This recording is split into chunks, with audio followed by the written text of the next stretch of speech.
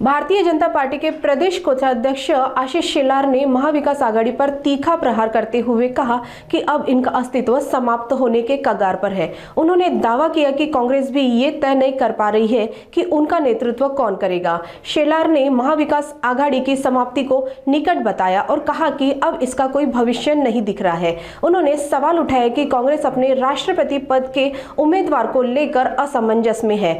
उन्होंने ये भी स्पष्ट किया है कि राज्य में सत्तारूढ़ महायुति पूरी तरह स्थिर और मजबूत है और कोई आंतरिक मतभेद नहीं है।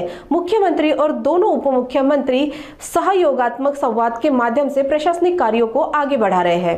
ज्यावेळेला सीट वाटप चालू होत्या त्यावेळेला पहिल्यांदा मी असं घोषित केलं होतं की महाराष्ट्र विकास आघाडीची एक्सपायरी डेट जवळ आलेली आहे।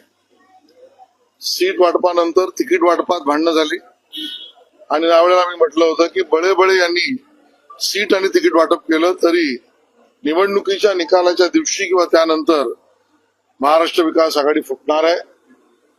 आज जी काही वक्तव्य समोर येत आहेत त्यातनं महाराष्ट्र विकास आघाडी नावाचं काही आघाडी अस्तित्वात आहे असं काही दिसत नाही।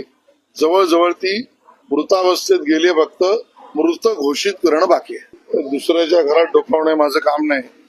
काँग्रेसला काय करायचंय, कोणाला अध्यक्ष करायचंय त्यांचा अंतर्गत प्रश्न आहे।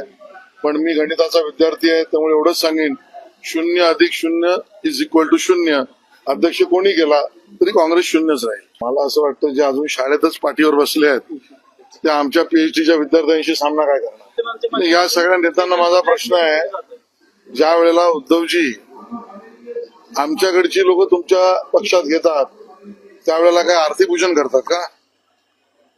रत्नागिरी मधले बाळमाने गेले, तुम्ही घेतलेत उद्धवजी, मग तुमचा प्रकार म्हणजे तो काय? आपलाचा तो बाबा दुसऱ्याचा तो कार्टा, हा पद्धतीचं काम या विरोधकांचं आहे। त्यामुळे आता पायाखालची वाळू सरकल्यावर त्यांना आता फ्रस्ट्रेशन आलेलं। बिलकुल नाराज नाही।